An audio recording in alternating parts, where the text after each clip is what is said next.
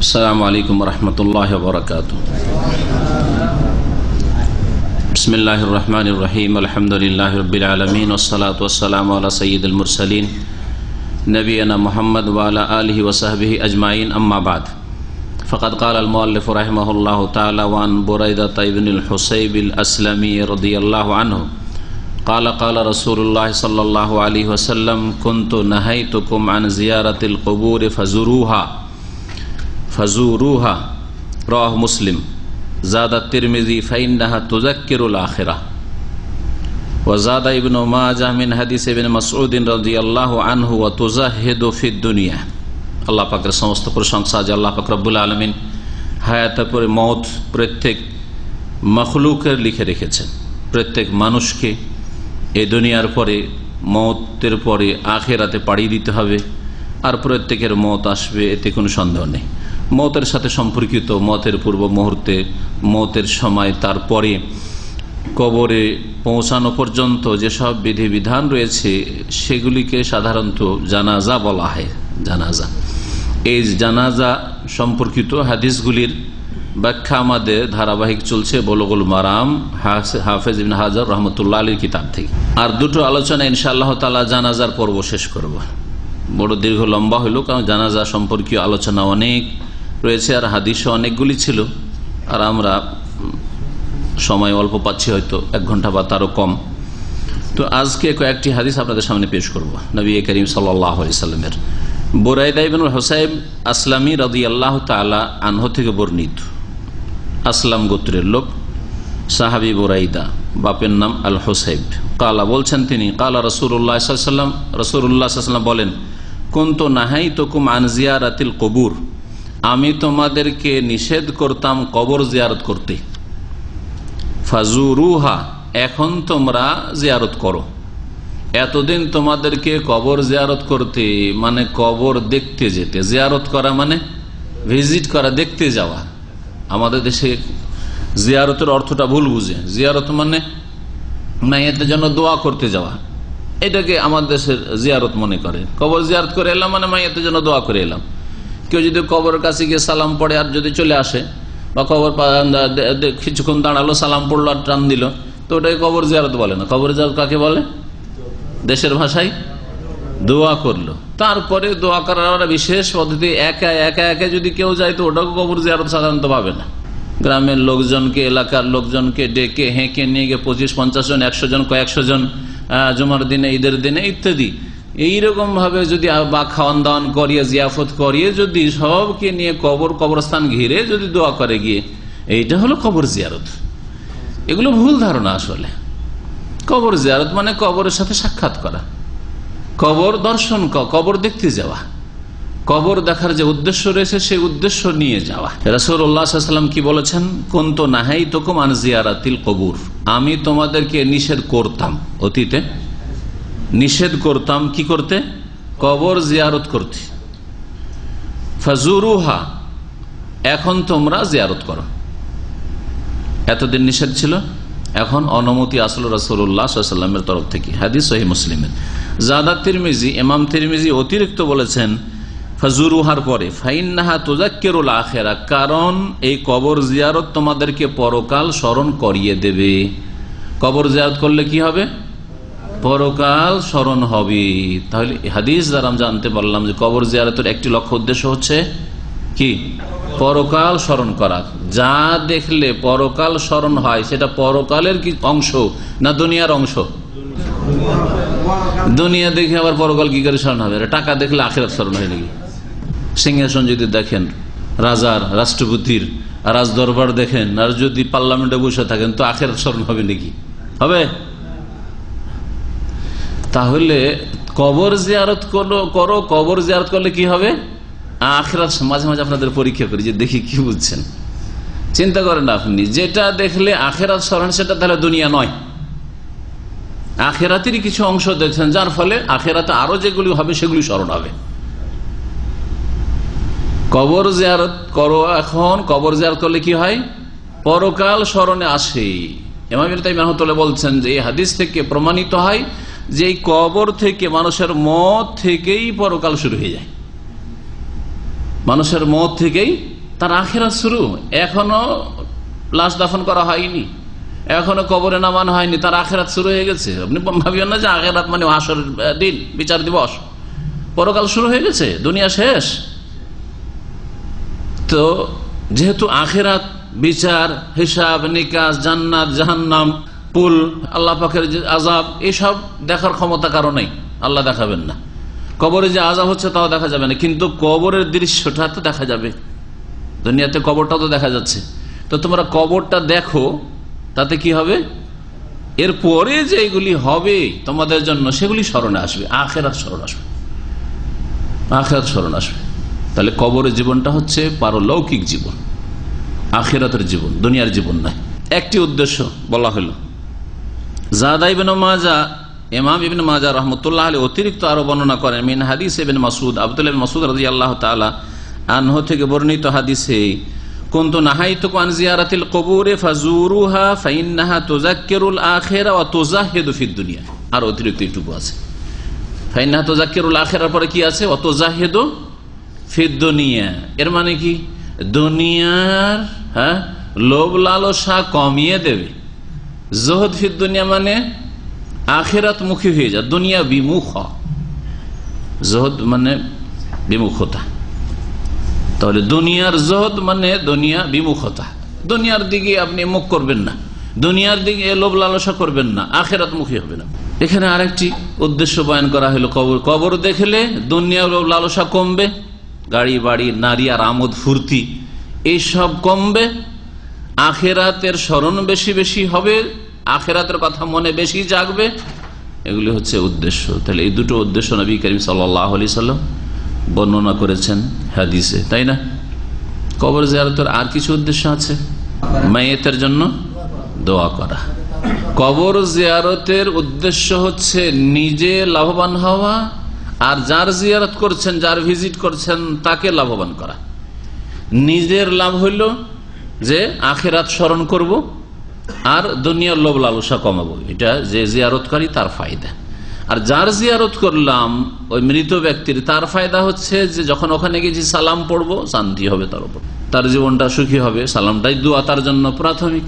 আর তারপর অতিরিক্ত যদি আরো দোয়া করেন, যেই দোয়াগুলি জানাজাতে পড়া হয় বা এছাড়া যে কোনো দোয়া যে কোনো ভাষায়, তো যত বেশি তাদের জন্য দোয়া করবেন তত বেশি তাদের ফায়দা হবে। এটা তৃতীয় ফায়দা। তাহলে তাই না? 4 নম্বর একটি আর ফায়দা রয়েছে, সেটা হচ্ছে রাসূলুল্লাহ সাল্লাল্লাহু আলাইহি ওয়াসাল্লামের অনুসরণ করা।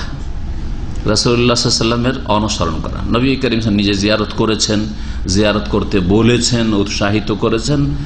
নবীর যদি আপনি হেকমত জানেন আর নাই জানেন, রহস্য জানেন আর না জানেন, কারণ জানেন আর না জানেন, নবী করেছেন আমি করছি, এটা আপনার ইবাদত।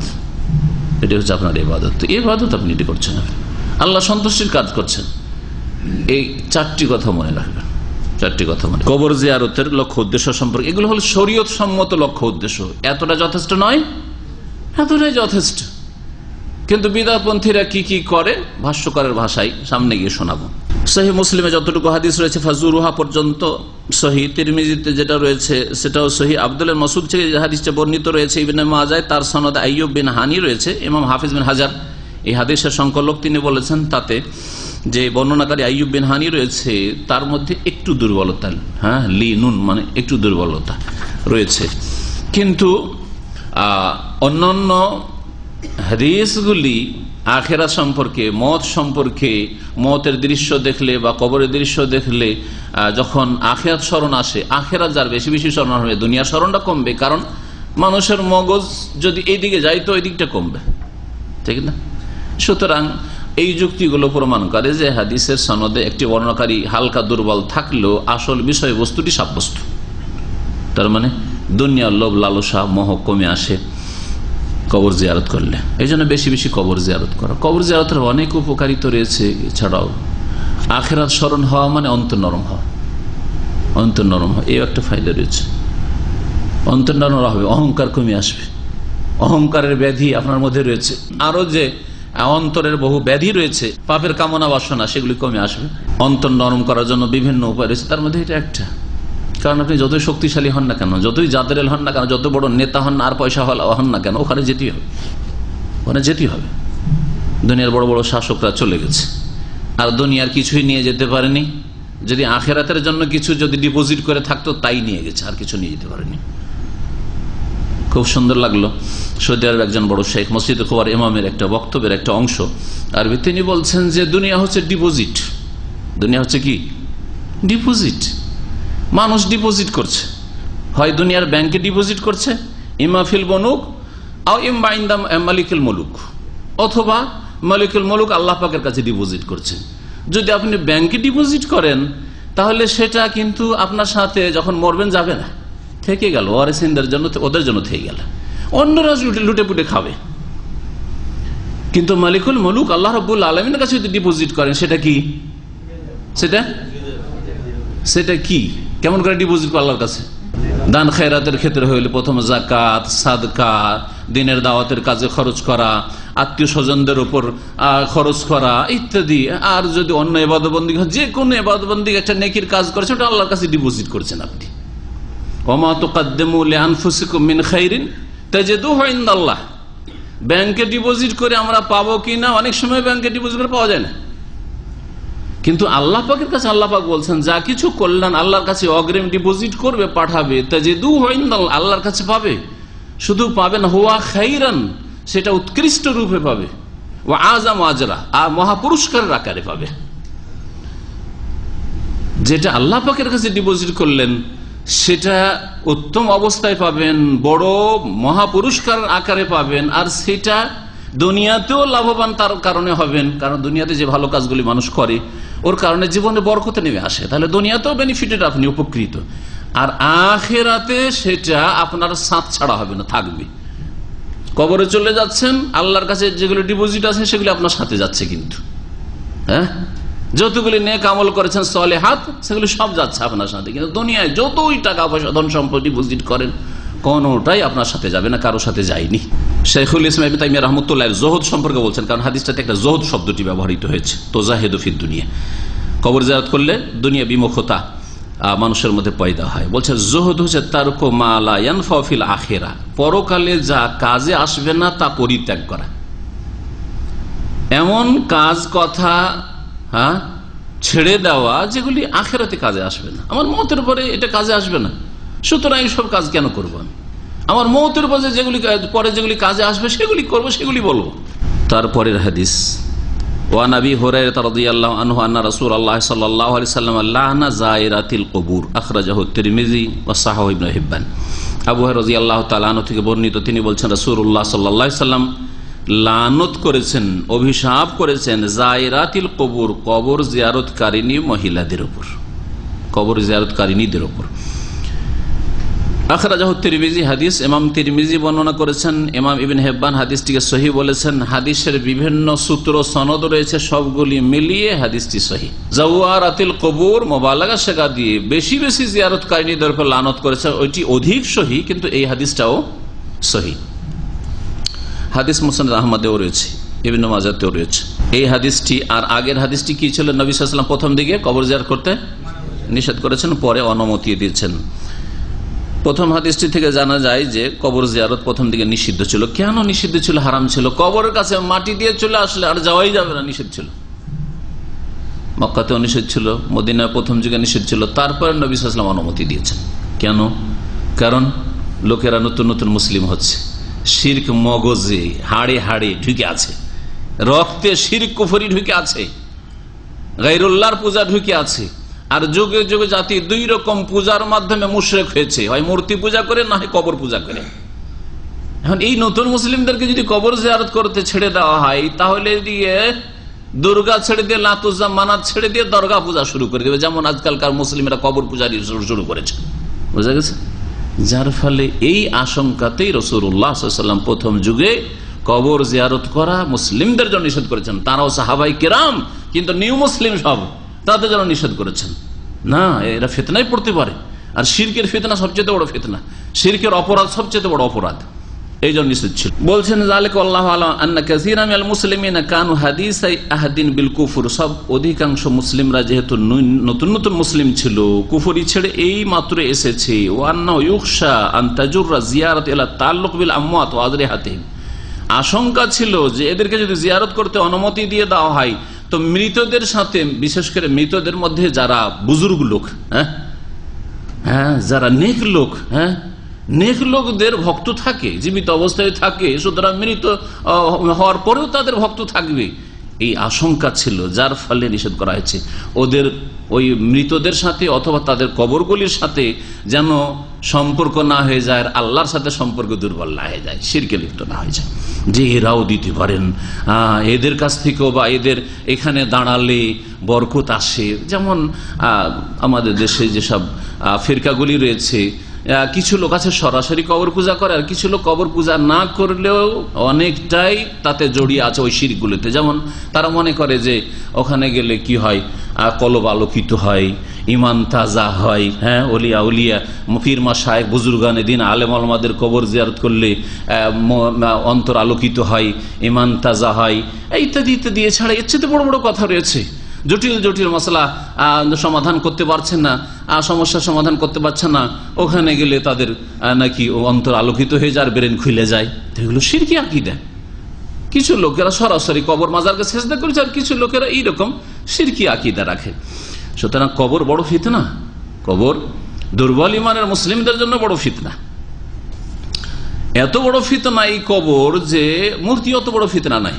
কারণ মুসলিমরা জাহেল মূর্খ হইলেও মূর্তি পূজা দুর্গা পূজা করবে না হয়তো, কিন্তু আলেম ওলামাদের বুজুর্গানের দিন, যাদের খুব শ্রদ্ধা সম্মান করতো, যাদের খুব ভক্তি করতো, তাদের সামনে ঝুঁকে যাওয়া বা তাদের কাছে গেলে কিছু পাওয়া যায়, আর এই কিছু না হলে কমপক্ষে ওদের কবর কাছে গিয়ে আল্লাহর কাছে চাইলে তাড়াতাড়ি দোয়াটা কবুল হবে, এইরকম গুমরাহিতে লিপ্ত হইতে পারে। আর হয়েছেও, আর হচ্ছেও আজকাল। নবী করিম সাল্লাল্লাহু আলাইহি ওয়াসাল্লামের কবরের পাশে গিয়ে কিছু লোক দোয়া করে। বিদাতীরা অধিকাংশ ওদের নিয়ত যে যদি রওজাতে বসে দোয়া করতে পারে তো নবীর কবর কারণে দ্রুত দোয়াটা কবুল হবে। এগুলো কোনো নেকির কাজ করলো না, বিদাত, কমের পক্ষে বিদাত, আর এটা শিরক পর্যন্ত চলে যেতে পারে। যদি মনে করে এই ক্ষেত্রে রাসূলুল্লাহ সাল্লাল্লাহু আলাইহি ওয়াসাল্লামের তাসির রয়েছে, রাসূলুল্লাহ সাল্লাল্লাহু আলাইহি ওয়াসাল্লামের দ্বারা এই দোয়াটি দ্রুত কবুল হবে, তাহলে বড় শিরক হয়ে যাবে। তো সেখানে যদি বড় শিরক হয়, অথচ রাসূলুল্লাহ সাল্লাল্লাহু আলাইহি ওয়াসাল্লাম কবরের কাছে দোয়া করছে, আমার কাছে আল্লাহর কাছে পাবো, দ্রুত পাবো, তাহলে অন্যের কাছে বা অন্যের কবরের কাছে গিয়ে যদি এইসব ধারণা রাখে তাহলে শিরক হবে না? কিন্তু মুসলিমদের সাহাবায়ে কেরামদের যখন আকীদা পাকা হয়ে গেল, দিন সম্পর্কে জ্ঞান অর্জন তারা করতে পারলেন, আর জানতে পারলেন জিয়ারতের অর্থ কি, জিয়ারতের উদ্দেশ্য কি, এসব যখন জেনে গেলেন, তখন তাদেরকে বলে এখন অসুবিধা নেই, কবর জিয়ারত করলে তোমরা জেনে গেছো যে কি জন্য কবরের কাছে যাবে, এখন যাও ফাজুরু। কবর জিয়ারত করা ওয়াজিব, মুস্তাহাব, সুন্নাত নাকি জায়েজ? জায়েজ, সুন্নাত বা মুস্তাহাব? সুন্নাত মুস্তাহাব কাছে, মুস্তাহাব মানে ভালো আর সুন্নাতটাই ভালো। কবর জিয়ারত করা সুন্নাত, ওয়াজিব ফরজও নাই যে আপনার কবর জিয়ারত করতে যেতে হবে, আর জায়েজ নয়। জায়েজ মানে করলেও অসুবিধা না করলেও কোনো অসুবিধা নেই, বা করা না করা সমান, এটা হচ্ছে জায়েজ। করা না করা সমান না, কবর জিয়ারত করলে ভালো, কবর জিয়ারত করলে ভালো। কবর জিয়ারতকারীর 4টি অবস্থা হইতে পারে। বলছিলাম যে কবর জিয়ারতে কি কি উদ্দেশ্যে মানুষ যায়, আর কোনটা শরীয়ত সম্মত, কোনটা বিদাত, কোনটা শিরক, এটা জানার জন্য এটাকে 4 ভাগে বিভক্ত করা যেতে পারে। কবর জিয়ারতকারীর অবস্থা হচ্ছে 4টি। প্রথম অবস্থা হচ্ছে যে মৃতদের জন্য দোয়া করা। কবর জিয়ারত করতে গেলাম, মৃত ব্যক্তি বা ব্যক্তিদেরকে সালাম দিলাম, একটি বা একাধিক কবর রয়েছে, সালাম দিলাম, আসসালামু আলাইকুম আহলাদ দিয়ার, যেই ভাষা দিয়ে নবী সাল্লাল্লাহু আলাইহি ওয়াসাল্লামের দোয়া রয়েছে ওইভাবে দিতে বলে সবচেয়ে ভালো। সালাম দিলেন, তাদের জন্য আল্লাহর কাছে মার্জনা কামনা করলেন, দয়া চাইলেন, আর তওবা ইস্তিগফার নিজেরাও করলেন। মৃতদের অবস্থা দেখে যে এরা আমাদের চাইতে জ্ঞানীগুণী ছিল, আমাদের চাইতে বড় ছিল, আমাদের চাইতে শক্তিশালী ছিল, সম্ভ্রান্ত ছিল, তাদেরকে কবরে আসতে হয়েছে, তাদের পরিণাম কি হয়েছে, কবর গাছ হয়ে গেছে, বন জঙ্গল হয়ে গেছে, আপনার বাপদাদা পূর্বপুরুষদের। এই কাঁচা কবরগুলি দেখলেন না আখিরাত স্মরণ আসবে, ঠিক কিনা? আর যদি পাকা কবর, আর কোটি কোটি টাকা, লাখ লাখ টাকা খরচ করা আছে, আর লাখ লাখ টাকা দৈনিক ইনকাম হচ্ছে নজরানা দিয়ে, যেখানে ইনকাম সোর্সে পরিণত হয়েছে যেই কবরগুলি, যেগুলিকে মাজার বলা হচ্ছে, এগুলো দেখে কি আখিরাত স্মরণ আসবে না ইনকাম সোর্স স্মরণ আসবে? যে আরে এরা ইনকাম সোর্স খুলেছে, আমি কোন ইনকাম সোর্স খুলতে পারি? আমার এলাকায় তো মাজার নেই, চল একটা মাজার খুলি আমি, দুনিয়া স্মরণ আসবে। তাহলে কবর জিয়ারত করাও মানে যেসব কবর দেখলে আখেরাত স্মরণ আসে, দুনিয়া লোভ লালসা কমে, সেই সব কবর জিয়ারত করতে হবে। পাকা কবর জিয়ারত করা মোটেই নয়, কারণ ওগুলো হচ্ছে শিরকের আস্তানা। সেখানে আল্লাহ ছাড়া অন্যকে ডাকা হচ্ছে, আর আল্লাহর সাথে কুফরি শিরক করা হচ্ছে, যার ফলে সেসব জায়গায় দাঁড়ানো জায়েজ নাই। ওখানে গেলে পাপীদের মুশরিকদের সংখ্যা বাড়ালেন, যদিও আপনি সহি আকীদা নিয়ে যাবেন না, সাধারণ মানুষ মোটে যাবে না। সাধারণ মানুষকে জিন শয়তান মানুষ শয়তান প্রতারিত করতে পারে, ধোঁকা দিতে পারে, তাদের ঈমান কেড়ে নিতে পারে। একমাত্র সীমিত আকারে এমন ব্যক্তি, যেই ব্যক্তি এই কবর মাজার পূজা থেকে সতর্ক করার জন্য দেখতে যাচ্ছে, যে চোখে দেখে এসে বলবো জাতিকে আর সতর্ক করবো এসব মুশরিকানা কাজ থেকে, তাদের জন্য হয়তো বৈধতা রয়েছে মাঝে মধ্যে। কিন্তু শখ করে চল দেখে আসি, অমুক দরগা দেখে আসি, অমুক মাজারে জিয়ারত করে আসি, ওখানে গেলে আখিরাত স্মরণ হয় না। যেসব উদ্দেশ্যগুলি বলা হলো সেগুলি হয় না, যার ফলে যাবেন না, ওখানে ওইসব জায়গায় যাবেন না। মৃত ব্যক্তিদের জন্য দোয়া করা, এটা হচ্ছে একটি অবস্থা। বলছেন ভাষ্যকার ফাহাজে জিয়ারাতুন শারঈয়া, সেখানে গিয়ে উপদেশ নেবে, এটা হচ্ছে শরীয়ত সম্মত জিয়ারত, শরীয়ত সম্মত জিয়ারত। 2 নম্বর জিয়ারত হচ্ছে আইয়াদু আল্লাহ তাআলা লিনাফসিহি ওয়া লিমান আহাব্বা ইনদাল কুবুরি আও ইনদা সাহিবি কবরিন খাস মুতাকিদান আন্না দুআ ফিল মাকাবিরি আও ইনদা কবরিল মাইয়িত ফুলান আন্নাহু আফযালু ওয়া আকরাবু লিল ইজাবাতি মিনাদ দুআ ফিল মাসাজিদ ফাহাযি বিদআতুন মুনকারা। দ্বিতীয় অবস্থা হচ্ছে যে কবরের কাছে গিয়ে নিজের জন্য দোয়া করছেন, নিজের পরিবার পরিজন ছেলে মেয়ে বাপ মায়ের জন্য দোয়া করছেন, হ্যাঁ, নিজের ধন সম্পদ রুজির বরকতের জন্য দোয়া করছেন, সুস্থতার জন্য দোয়া করছেন, দোয়া আল্লাহর কাছেই করছেন, কিন্তু কবরের কাছে গিয়ে দোয়া করছেন, বিশেষ কবরের কাছে, এই বিশ্বাস নিয়ে যে কবরস্থানে গিয়ে দোয়া করলে অথবা অমুক বুজুর্গ ব্যক্তি, অমুক আলেম শেখ ওস্তাদের, হ্যাঁ, মুরব্বীর কবরের কাছে গিয়ে দোয়া করলে এটা উত্তম হবে মসজিদের দোয়ার চাইতে। মসজিদের দোয়া যদি কবুল না হয়, এই দোয়া অবশ্যই কবুল হবে, কারণ আল্লাহর নেক বান্দা এখানে শুয়ে আছেন, আল্লাহর কাছেই দোয়া করলেন। কিন্তু এই ইতিকাদ নিয়ে যদি করেন তো বলছেন ফাহাযিহি বিদআতুন মুনকার, এটি হচ্ছে মুনকার, ইসলাম বিরোধী বিদআত, মুনকার আপত্তিকর, যার ইনকার করা, যার প্রতিবাদ করা ফরজ, বিদআত। 3 নম্বর অবস্থা আইয়াদু আল্লাহ তাআলা মুতাওয়াসসিলান বিজাহিহিম আও হাক্কিহিম। তৃতীয় অবস্থায় কবর জিয়ারত করতে গেল, আল্লাহর কাছেই চাইলো, কিন্তু যার কবর জিয়ারত করছে বা যাদের কবর জিয়ারত করছে এদের ওসিলাই আল্লাহর কাছে চাইলো, আরেকটু বেড়ে গেল।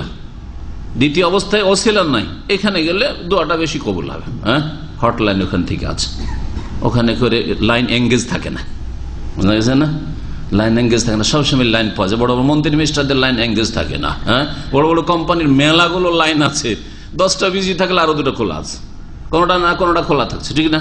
তো হটলাইন বা ওইরকম লাইন আছে না, ও এঙ্গেজ হবে না, তো হটলাইন মনে করে গেল।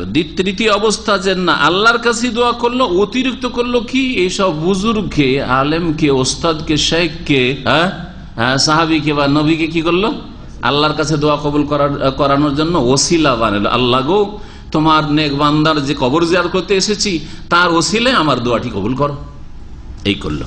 সুতরাং এইরকম বলে আসআলুকা ইয়া রাব্বি আতিনি কাযা বিজাহি সাহিবি হাযাল কবর, হে আল্লাহ তোমার কাছে দোয়া করি তুমি আমাকে অমুক জিনিসটা দাও, এই কবর ওয়ালার যে মান মর্যাদা তোমার কাছে রয়েছে, মর্তবা রয়েছে, হ্যাঁ, তার মর্যাদা রয়েছে, সে মর্যাদার ওসিলাই, আও বিহাক্কিহি আলাইকা, অথবা তার যে তোমার কাছে হক রয়েছে সেই হকের ওসিলাই, আও বিমাকামিহি ইনদাক, বা তোমার কাছে তার যে মর্যাদা রয়েছে তার ওসিলাই, ওয়া নাহওয়া যালিকা, এইরকমই। এইভাবে যদি কোনো ব্যক্তি জীবিত অথবা মৃত ব্যক্তির ওসিলা, তার ব্যক্তিত্বের ওসিলা, হ্যাঁ, জীবিত ব্যক্তির দোয়ার ওসিলা যদি ধরে, যে তাকে বলছে আমার জন্য একটু দোয়া করে দেন, সেটা আলাদা কথা, কারণ জীবিত ব্যক্তি দোয়া করতে পারবে, কিন্তু জীবিত শুধু ব্যক্তিকে ওসিলা বানানো, একটা আল্লাহর নেক বান্দা বেঁচে আছে আর তার সম্পর্কে খুব ভালো ধারণা যে তিনি আল্লাহর খুব নেক বান্দা, তার দোয়া কবুল মুস্তাজাবুদ দাওয়া, আর তার কাছে গেল না, তাকে বলতেও গেল না, আল্লাহর কাছে ধরছে আল্লাহ গো অমুক বান্দা যে তোমার বেঁচে আছে অমুক দেশে, হ্যাঁ, আবার অমুক মসজিদের কাবা শরীফের ইমাম, আল্লাহ তার ওসিলা আমার দোয়া কবুল করো, এটাও জায়েজ না। কারণ ওর ব্যক্তিকে আল্লাহর কাছে পেশ করে কি করতে চাইছেন? আল্লাহর চাপ সৃষ্টি করতে।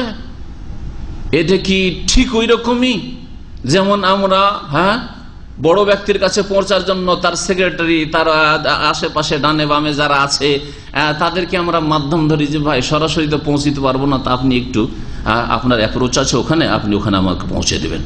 তো ওইরকম মনে করেন।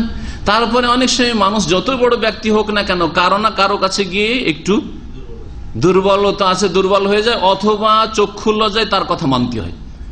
এটা বড় অফিসার কেউ পারছে না, তখন জানেন তাদের বিবিদের মাধ্যমে ঘুষ দেয়। ভালো ভালো কিছু মাছ কিনে নিয়ে গিয়ে অফিসারের স্ত্রীকে দিয়ে দিল, ইন্সপেক্টর।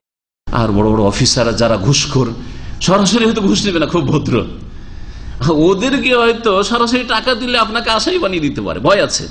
কিন্তু তার বাড়িটা খোঁজ খাজ করে দামি দামি গিফট নিয়ে এবারে মালা আর মকার তমকার খাবার দাবার এইসব, তার ছেলে মেয়েদের কাপড় চুপড়, স্ত্রী দামি দামি শাড়ি নিয়ে গিয়ে হাজির। এগুলো করে না করে না করে? জি।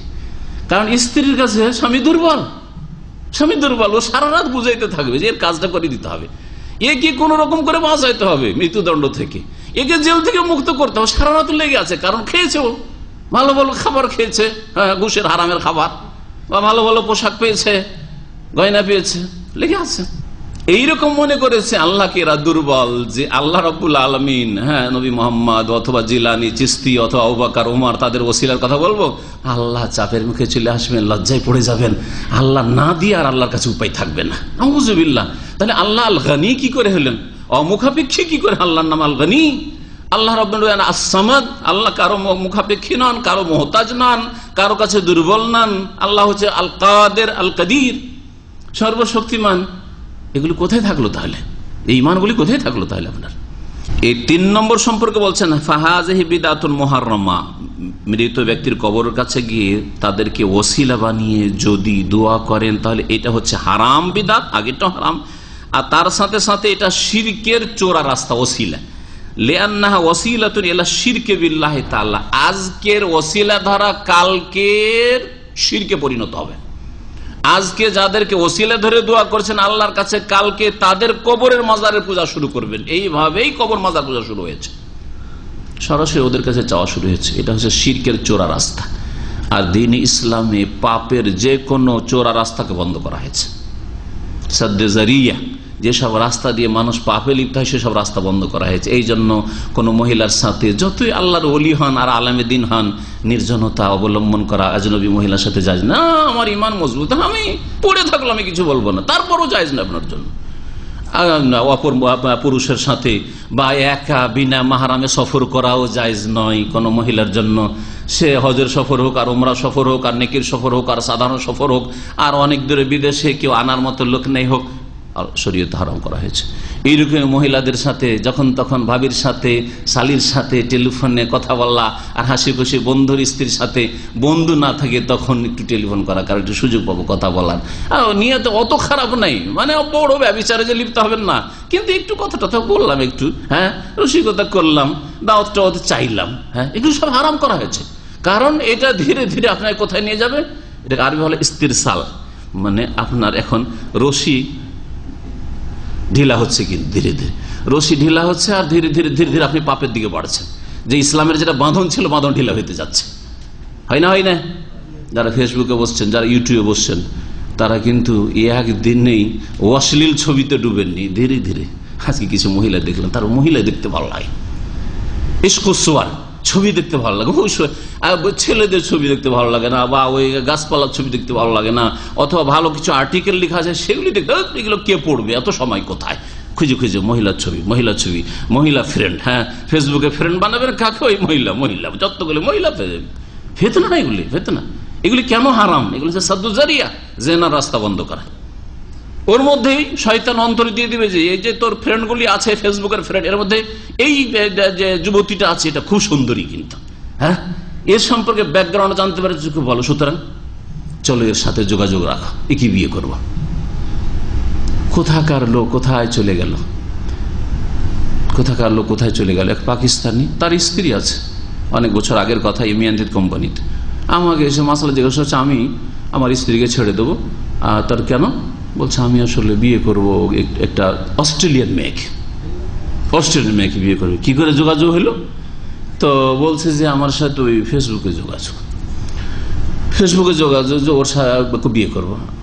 আমি বললাম যে কেন? বলছে আমার স্ত্রীর চরিত্র ভালো না। এখন আপনার স্ত্রীর জন্মসূত্রে মুসলিম, বাপ মা মুসলিম পরিবারে, তাও পাকিস্তানে আবার, হ্যাঁ, সেসব পরিবার জন্ম নিয়েছে। আর অস্ট্রেলিয়াতে একটা মেয়ে বলছে খুব ভালো, খুব সতী, কাফেরদের ঘরে লালিত পালিত হয়েছে, সেই মেয়েটি সতী। আর আপনার স্ত্রী যেটা মুসলিমদের ঘরে লালিত পালিত হয়েছে সেটা অসতী হয়ে গেল। প্রেমের ফিতনায় লিপ্ত হয়েছে, প্রেমের ফিতনায় আল্লাহ ফিল ফিতনাতে সাকাত, ফিতনায় পড়েছে না। বোঝা গেছে? চোরা রাস্তাগুলি, পাপের চোরা রাস্তা ইসলামে বন্ধ করা হয়েছে সমস্ত ক্ষেত্রে। তার মধ্যে সবচেয়ে বড় পাপ যেহেতু শিরক, আর শিরকের চোরা রাস্তা হচ্ছে ওয়াসিলা ধরে দোয়া করা। আল্লাহর কাছে দোয়া করছেন, আল্লাহ গো অমুকের ওসিলাই আমার গুনাহ খাতা মাফ করো।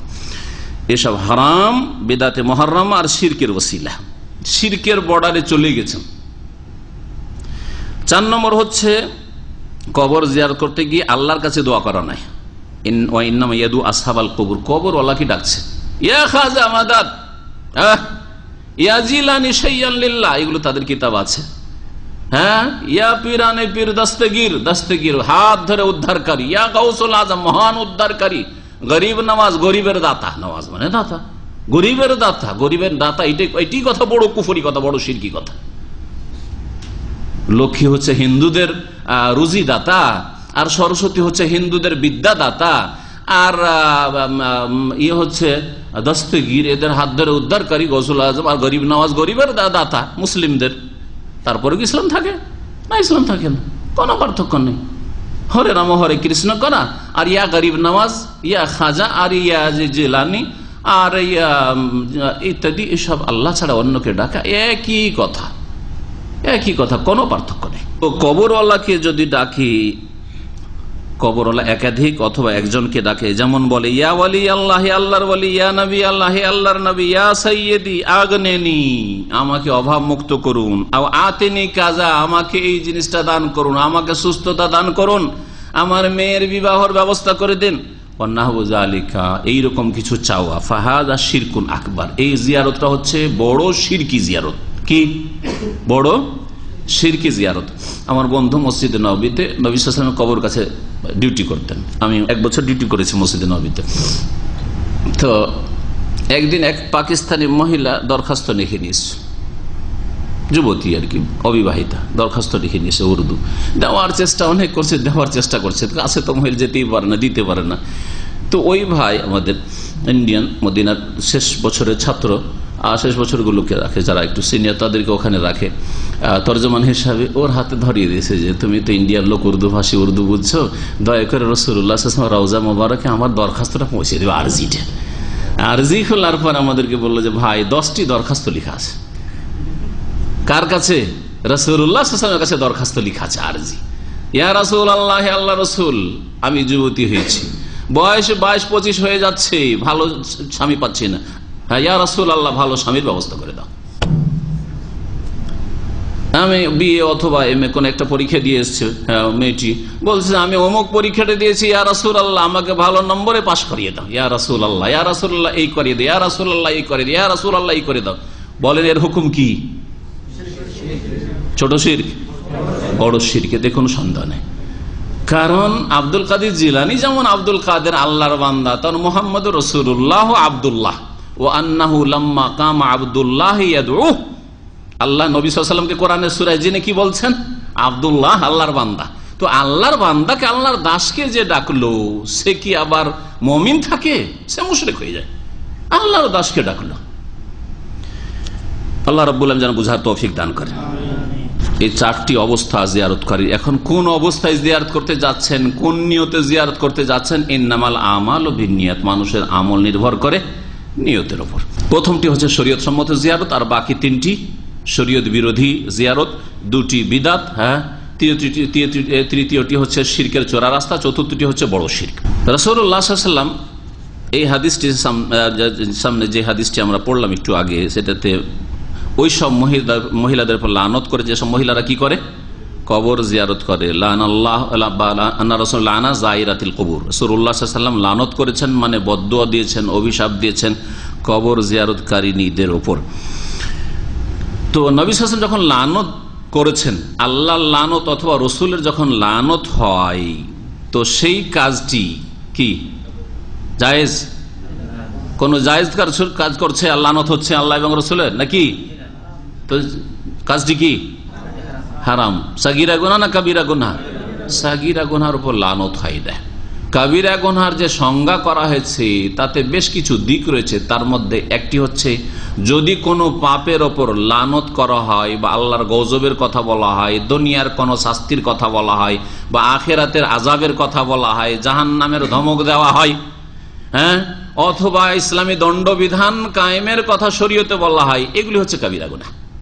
বারবার করে সাগীরা গুনাহ করতে থাকা, সেটাও কাবীরা। আল ইসরারু আলা সাগীরাতি বা আলা সাগাইরি কাবীরাতুন। কন্টিনিউ যদি ছোট ছোট গুনাহ করতে থাকেন, আপনি মনে করছেন যে আমি তো বড় গুনাহ করলাম না, আমি মহিলাদের মেয়েদের ছবি দেখছি, কিন্তু দিনও 50টা ছবি দেখছেন, তাহলে এটা সাগীরা থাকবে নাকি? একটা নেই, একটা সাগীরা, 50টা সাগীরা। 50টা ছোট ছোট কঙ্করকে জমা করেন তো কতটি হচ্ছে? পকেট ভর্তি হয়ে যাবে। হ্যাঁ, আর প্রতিদিন যদি 50টা হয় তাহলে সপ্তাহে কতটি হলো, মাসে কতটি হলো? তো মাসের পাথরগুলি যদি জমা করেন, হ্যাঁ, 50টা করে 30-50, তাহলে মাশাআল্লাহ, হ্যাঁ, যথেষ্ট হয়ে যাবে। তো এই জন্য সাগীরা গুনাহ কন্টিনিউ করলে মানুষের কাবীরা হয়ে যায়। ইমাম ইবনুল কাইয়িম রাহমাতুল্লাহ আলাইহি জাদুল মাদে কবর জিয়ারত সম্পর্কে যেসব কথাগুলি বলেছেন সংক্ষেপে উল্লেখ করছি। তিনি বলছেন, কানা মিন হাদিয়িহি সাল্লাল্লাহু আলাইহি ওয়াসাল্লাম ইযা যারা কুবুর আসহাবি। নবী সাল্লাল্লাহু আলাইহি ওয়াসাল্লামের আদর্শ ছিল যখন সাথী সঙ্গীদের কবর জিয়ারত করতেন, সাহাবায়ে কেরামরাই মুসলিম, তার আগে তার মুসলিম কেউ ছিল না, মুশরিকরা ছিল মক্কা মদিনায়।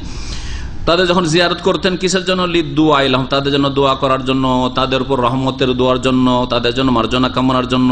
ওয়া হাযিহি হিয়া জিয়ারা আল্লাতী সান্নাহা লিউম্মতি, এই জিয়ারতই উম্মতের জন্য সুন্নাত রেখে গেছেন রাসূলুল্লাহ সাল্লাল্লাহু আলাইহি ওয়াসাল্লাম। আর এটা হচ্ছে শরীয়তের বিধান। ও আমারহুম আন ইয়াকুলু ইযা যারুহা, কবর জিয়ারত করবেন তখন কমের পক্ষে এই সালাম দিবেন, আর সালাম দিয়ে শুরু করবেন। আর সালাম দিয়েও যদি চলে আসেন তবু আপনি কবর জিয়ারত করলেন, কবর জিয়ারত হইল, সংক্ষেপ হইল। সেটা কি?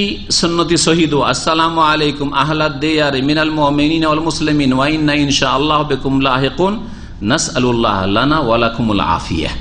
আমি যখন এয়ারপোর্টও যাই, এয়ারপোর্ট রোড থেকে কবরস্থান 91 পরে যে কবরস্থান অনেক দূরে, তারপরে ওখান থেকে একটা সালাম পড়ে যায়, হ্যাঁ, যা ফেরেশতাদের উপর ছেড়ে দিলাম, ফেরেশতারে পৌঁছে দিবে।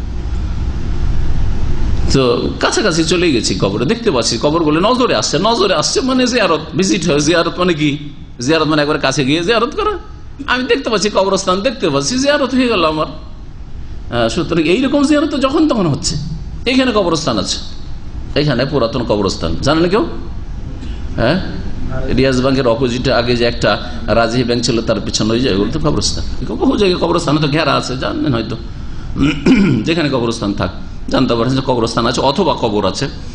এটি হচ্ছে সুন্নতি দোয়া, সবচেয়ে সহিহ দোয়া। আসবে সামনে সপ্তাহে আসবে, সহিহ দোয়া আসবে আর জয়ীফ দোয়াটিও আসবে, সেজন্য এখন আর বলছি না।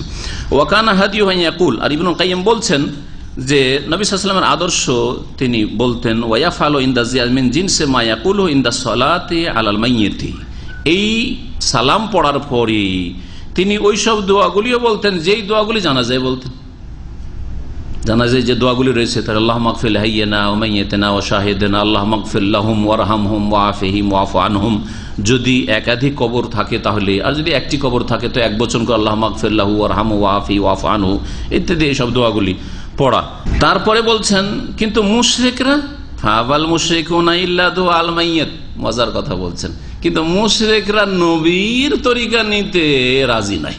মুশরিকরা অস্বীকার নয়, নবী শুধু দোয়া করেছেন মাইয়াতের জন্য, মাইয়াতের কাছে দোয়া করব। মুশরিকরা অস্বীকার করলো ইল্লা দুআল মাইয়াত, হ্যাঁ, ও মৃত ব্যক্তিকে ডাকবে, তাছাড়া আর কিছু বুঝে নাও। ওয়াল ইকসাম আলাল্লাহি বিহি, আল্লাহকে কসম দিবে ওই ওলিয়া উলিয়ার, যে আল্লাহ ওলিয়া উলিয়ার কসম দিয়ে বলছি, হ্যাঁ, ওসিলা দিয়ে বলছি তোমাকে দিতে হবে। ওয়াসাওয়ালুল হাওয়াইজ, আর নিজের প্রয়োজন যাচ্ছা করা শুরু করলো এদের মাধ্যমে। ওয়াল ইস্তিআনাত বিহি, আর সাহায্য কামনা শুরু করলো এদের মাধ্যমে। কেউ ওদের কাছে চাওয়া শুরু করলো, কেউ ওদেরকে ওসিলা বানানো শুরু করলো। বেআকসি হাদিহি সাল্লাল্লাহু আলাইহি ওয়াসাল্লাম, নবী সাল্লাল্লাহু আলাইহি ওয়াসাল্লামের আদর্শের বিপরীত। নবীর আদর্শ কবর জিয়ারতে কোথায়?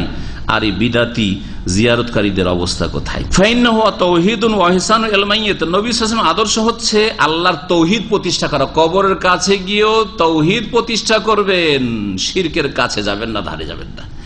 আর মাইয়েতের উপকার করবেন, ইহসান করবেন, অর্থাৎ তাকে নেকি পৌঁছাওয়ার চেষ্টা করবেন, হ্যাঁ, তার গুনাহর বোঝা হালকা করার চেষ্টা করবেন, তার জন্য মাগফিরাত দোয়া করবেন।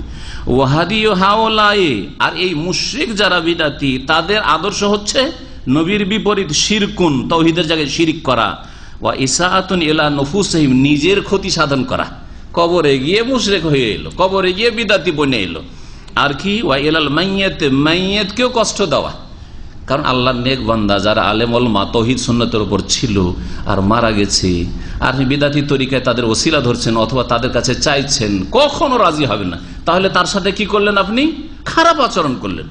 আবু হানিফার কবর কাছে কেউ যদি করে, শাফি মালিক আহমদের কাছে, আব্দুল কাদের জিলানীর জীবনী যেমন দেখা যায় যে তিনি তাওহীদের উপর ছিলেন, তার কিতাবগুলো এত প্রমাণ করে, তাহলে আব্দুল কাদের জিলানী কি করে এই শিরকের উপর রাজি হবেন?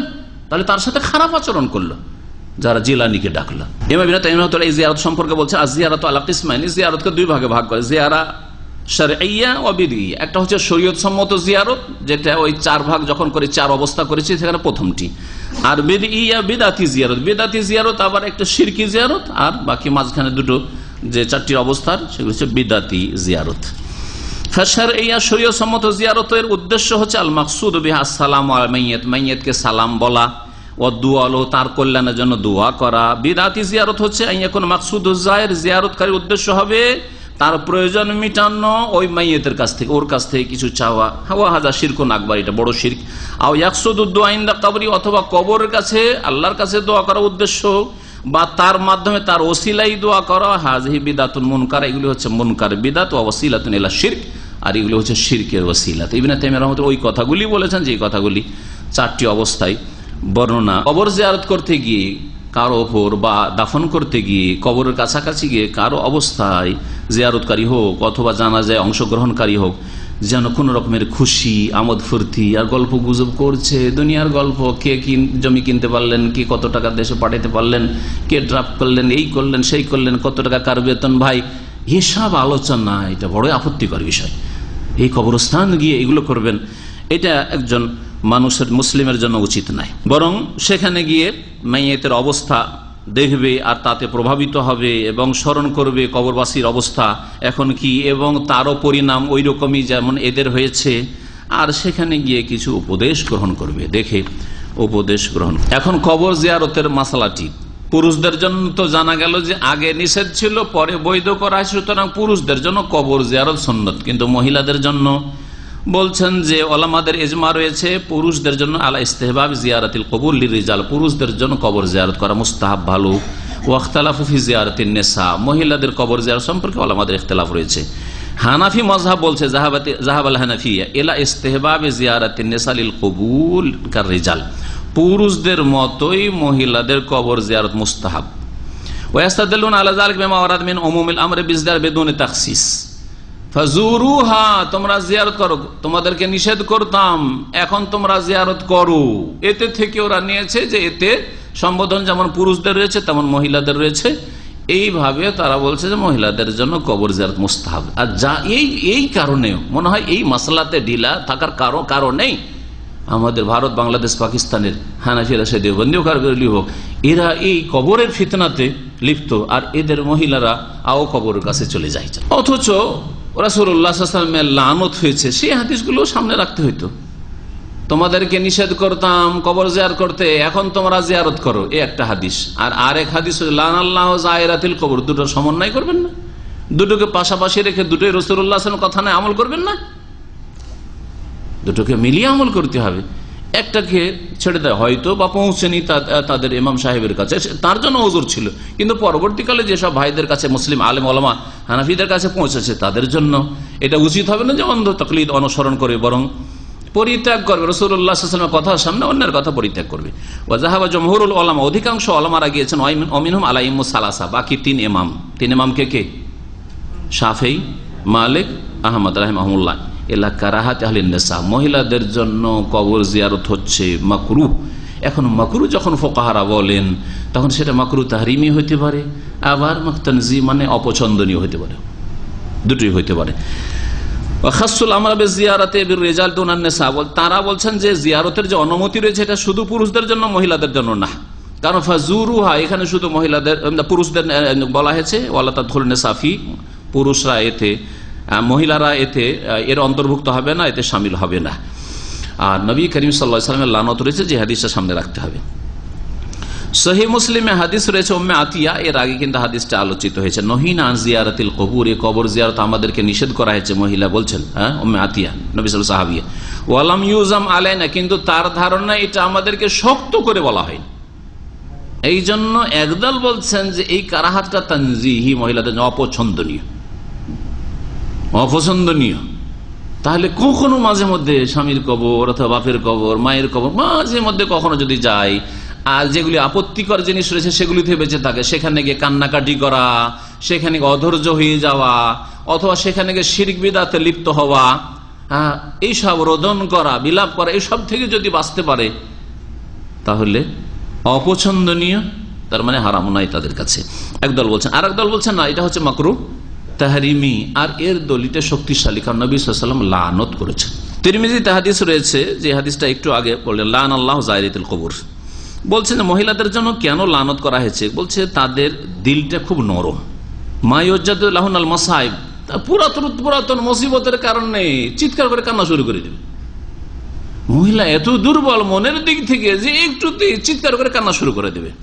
আর তারপরে তাদের শোক বেশি, কান্নাও বেশি, আর ধৈর্য ধরা ওয়াজিব, তার পরিপন্থী কাজগুলি করে ফেলবে, যার ফলে তাদেরকে নিষেধ করা হয়েছে। তাই বলছেন যে এইসব দলিলগুলিকে সামনে রেখে ফাইন্না বাদা মুহাক্কিকিল উলামা, গবেষক কিছু ওলামারা, ইয়ারাউনা তাহরিমা জিয়ারাতে হিন্না লিল কবুরে, মহিলাদের জন্য কবর জিয়ারত করা মাকরুহ নয়, মাকরুহ তাহরিমে হারাম বলেছেন তারা। ওয়ালা ইয়াক্তাসিরুনা আলা মুজাররাদিল কারাহা, তারা শুধু মাকরুহ বলছেন না, বরং তারা হারাম বলছেন। সৌদি আরবের বিগত বড় মুফতি শেখ ইবনে বাজ রাহিমাহুল্লাহ, শেখ ইবনে উসাইমিন, এরকম এখানকার সমস্ত ওলামারা এই ক্ষেত্রে একমত। আমার জানা মতে যে তাদের কাছে মহিলাদের জন্য কবর জিয়ারত হারাম, কবর জিয়ারত হারাম, উদ্দেশ্য করে কবর জিয়ারত করবে না। তাহলে যারা সংশয় পয়দা করেছে যে মাঝে মধ্যে জায়েজ হইতে পারে, শর্ত সাপেক্ষ, নবী সাল্লাল্লাহু আলাইহি সাল্লামকে মা আয়েশা করে জিজ্ঞাসা, ইয়া রাসূলুল্লাহ যদি কবর পাশ দিয়ে যাই তো মাজা আকুলু, কি বলবো? তখন নবী সাল্লাল্লাহু আলাইহি সাল্লাম কবর জিয়ারতের যে সালামে আসসালামু আলাইকুম আহলা দিয়ারি মিনাল মুমিনিন ওয়াল মুসলিমিন, যে দোয়াটি বললাম শিখিয়ে দিয়েছেন। ওদের থেকে ওদের সংশয় হয়েছে, নবী শিখালেন কেন? ওর জবাব আছে, ইচ্ছা করে কবর জিয়ারত করতে যাও মহিলাদের জন্য নিষিদ্ধ, হারাম।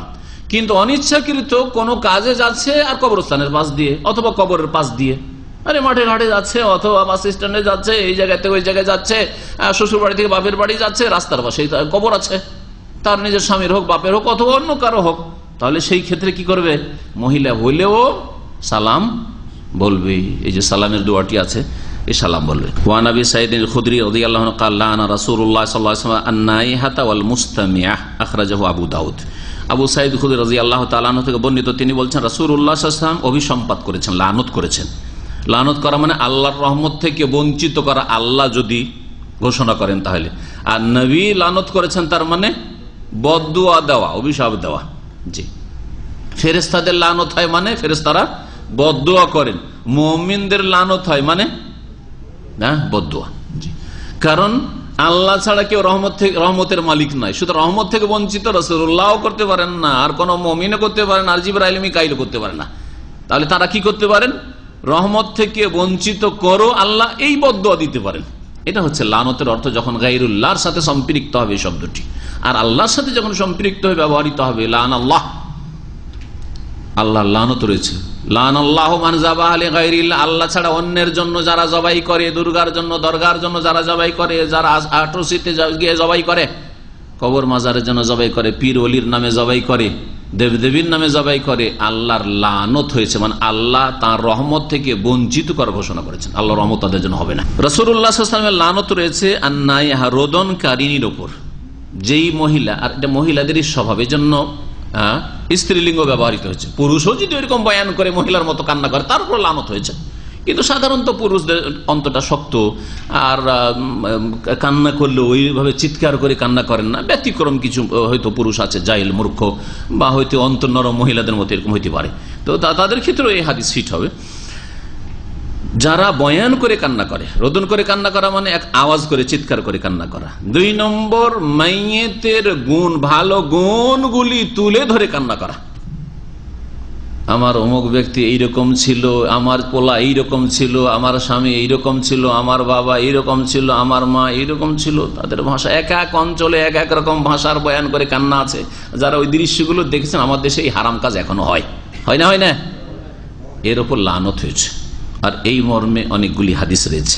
আর ওয়াল মুস্তামি, আর যারা শ্রবণকারিনী মানে নিজে হয়তো রোদন করবে না, কিন্তু তামাশা দেখতে গেছে যে কে কে কান্না করছে, গ্রামের কোন কোন মহিলা কান্না করে, একটু দেখতে গেছে। মৃত ব্যক্তিকে দেখতে যায়। আমাদের দেশে আর একটা নাজাইজ কাজ আছে, মারা গেছে পুরুষ, বুঝছেন না, আর গোটা গ্রাম, শুধু না কয়েক গ্রামের মহিলা ওই বাড়ি ভর্তি, আর সবাই এসে একটু মরা মানুষের মুখটা দেখে নি, হ্যাঁ একটু দেখে নি, দেখা যায়। আর দলে দলে এইরকম দল বেঁধে আসবে, আর যারা ওই রকম রোদন করে কান্না করছে হারাম, তাদের দল বাড়াবে, এটা জায়েজ, সবগুলি হারাম কাজ। এসব নাজায়েজ কাজ থেকে নিজের পরিবারের মা বোন আত্মীয় স্বজন মহিলা রয়েছে, তাদেরকে বারণ করেন শক্তভাবে, এটা হারাম নাজায়েজ কাজ হচ্ছে। এই জিনিস আশ্চর্য হলাম, নামাজিদের ঘরে এই কয়েক বছর আগে আমি দেশে গেছি, আর ওই রকম এলাকায় একটা মাস্টার সাহেব মারা গেছে, আমার বাড়ির সামনে ওখানে মারা গেছে। তো লোকটাকে দেখার জন্য, পুরুষ লোক মারা গেছে, মহিলার ভিড় ভাড় দেখছি, এক হাজি সাহেব বাড়ির গোটা ফ্যামিলির মহিলারা এসছে, আর ওদের সাথে যেহেতু আমাদের ভাইয়ের আত্মীয়তা আছে, ও শ্বশুর বংশের, ওরা এসে আমাদের বাড়ি ভিড় ভাড়া। আমি বলছি এত মহিলা কোত্থেকে উঠানে? জানতে পারলাম যে ওরা মাইয়াতকে দেখতেছে। আমি বলবো সব নাজায়েজ কাজ, তোমরা কি হাজির বাড়ির মহিলা সব তোমরা? আস্তাগফিরুল্লাহ, হারাম কাজ এগুলো। নবী করিম সাল্লাল্লাহু আলাইহি ওয়াসাল্লামের লানত রয়েছে। আখরাজ আবু দাউদ, হাদিস আবু দাউদ বর্ণনা করেছেন তার সুনানে। এই হাদিসটি যঈফ, তবে এই অর্থ বহনকারী বেশ কিছু হাদিস রয়েছে। সুতরাং এই শ্রেণীর মহিলাদের উপর লানত রয়েছে, আর যেমন পুরুষও যদি এই চরিত্র হয় তাদের উপর লানত রয়েছে। উম্মে আতিয়া রাদিয়াল্লাহু তাআলা আনহা থেকে বর্ণিত হাদিস শোনায়, কালা, তিনি বলছেন, আখাযা আলাইনা রাসূলুল্লাহ সাল্লাল্লাহু আলাইহি ওয়াসাল্লাম আল্লা নানুহা, মুত্তাফাকুন আলাইহি। আমাদের নিকট থেকে রাসূলুল্লাহ সাল্লাল্লাহু আলাইহি ওয়াসাল্লাম প্রতিশ্রুতি নিয়েছেন, বাইআত নিয়েছেন, চুক্তি নিয়েছেন, কি? আল্লা নানুহা, যে আমরা মহিলারা, সাহাবী মহিলারা রোদন করব না। নবী সাল্লাল্লাহু আলাইহি ওয়াসাল্লাম যখন মুসলিম হয়তো কোনো মহিলা, তখন তাদের কাছ থেকে বেশ কিছু বায়াত নিতেন। হ্যাঁ, সূরায়ে, কোন সূরায় রয়েছে বায়াতের কথা? ইয়া আইয়ুহান নবী ইযা জাআকাল মুমিনাতু মুহাজিরাতিন ফামতাহিনুহুন্না ওয়াল্লাহু আ'লামু বিঈমানিহিন্না ফাইন আলিমতুমুহুন্না মুমিনাতিন ফালা তারজুহুন্না ইলাল কুফার। ওতে তারপর বায়াতের কথা রয়েছে। হ্যাঁ, ফাবায়াহুন্না ওয়াস্তাগফির লাহুন্নাল্লাহ, শেষকারে রয়েছে ওদের বায়াত নাও। তো নবী সাল্লাল্লাহু আলাইহি ওয়াসাল্লাম কথার দ্বারা, হাতে হাত দিয়ে নয়, আর চাদর লম্বা করে ধরিয়ে দিয়ে নয়, যেমন বিদাতি সুফিরা আর পীরগুলো চাদর ধরিয়ে দেয়, আর চাদরে জুটে না, তখন বলছে পিঠে হাত দিয়ে দেন, আপনারা পিঠে হাত দিয়ে দেন একটু, আর বলেন আমি যা বলছি তা বলেন। এই বায়াত হারাম বায়াত, এইসব হারাম নাজায়েজ বায়াত। নবী সাল্লাল্লাহু আলাইহি ওয়াসাল্লাম প্রথম কথা, নিউ মুসলিম যারা মুসলমান হয়েছে তাদের কাছ থেকে বায়াত এনেছেন। পুরুষ হলে হাতে হাত দিয়ে তাকে ওয়াদা করিয়েছেন যে এই কাজগুলি তুমি করবে, আর এই অন্যায় কাজগুলি, হারাম নাজায়েজ কাজ করবে না। নিউ মুসলিমদের সাথে বায়াত হয়েছে। আর মহিলারা হলে তাদের সাথে শুধু কথায় আর পর্দার আড়াল থেকে এই চুক্তিগুলি তাদের সাথে করেছেন বা বায়াত নিয়েছেন, মানে তাদেরকে শপথ করিয়েছেন যে এই কাজগুলি করবে আর এই কাজগুলি অন্যায় করবে। যেই কাজগুলি করবে না তার মধ্যে একটি ছিল আল্লাহ নানুহা, আমরা যেন রোদন করে বিলাপ করে কান্না না করি। মুত্তাফাকুন আলাইহি, হাদিস বুখারী মুসলিমের। এই সম্পর্কে আরো কয়েকটি হাদিস এখানে আছে, দেখেন। আন ইবনে উমর, আব্দুল্লাহ বিন উমর রাদিয়াল্লাহু তাআলা আনহুমা থেকে বর্ণিত, নবী সাল্লাল্লাহু আলাইহি ওয়াসাল্লাম বলেন, আল মাইয়িতু ইউআযাবু ফি কবরিহি বিমা নিহা আলাইহি, মুত্তাফাকুন আলাইহি। নবী সাল্লাল্লাহু আলাইহি ওয়াসাল্লাম বলছেন যে মাইয়াতকে আযাব শাস্তি দেওয়া হয় ফি কবরিহি, তার কবরে, বিমা নিহা আলাইহি, তার ওপর রোদন করা হলে। কোন মৃত ব্যক্তির ওপর কেউ যদি বয়ান করে কান্না করে, তাহলে ওই মাইয়াতের লাভ হয় না, তাকে কি হয়? আযাব দেওয়া হয়। অনেক মানুষ যারা জীবিত আছেন, এই রোগটা সংশোধন করি, অনেকে স্ত্রীর সাথে অনেক সময় মানে ভালোবাসা দেখাতে গিয়ে বা ভালোবাসা তার নিতে গিয়ে অনেকে বলে থাকেন হয়তো যে আমি মারা গেলে মনে হয় তুমি কান্না করবে না, তোমার চোখে পানি আসবে না। না, নিষেধ করবেন, উল্টো আপনি চাইছেন, আপনার মনের আকাঙ্ক্ষা যে আমি মারা গেলে যাতে করে আমার স্ত্রী কান্না করে। আর মনে করেন যারা কান্না করবে আমার ইন্তেকালে, তারা মনে হয় আমাকে খুব বেশি ভালোবাসে, অথচ আপনার ক্ষতি করলো। বুঝছেন না? বুঝছেন না? এরকম অনেক সময় হয়তো আপনি দাম্পত্য জীবনে করতে পারেন, বা অনেকে করে থাকে। সেই জন্য বলছি যে এগুলো থেকে সতর্ক সাবধান।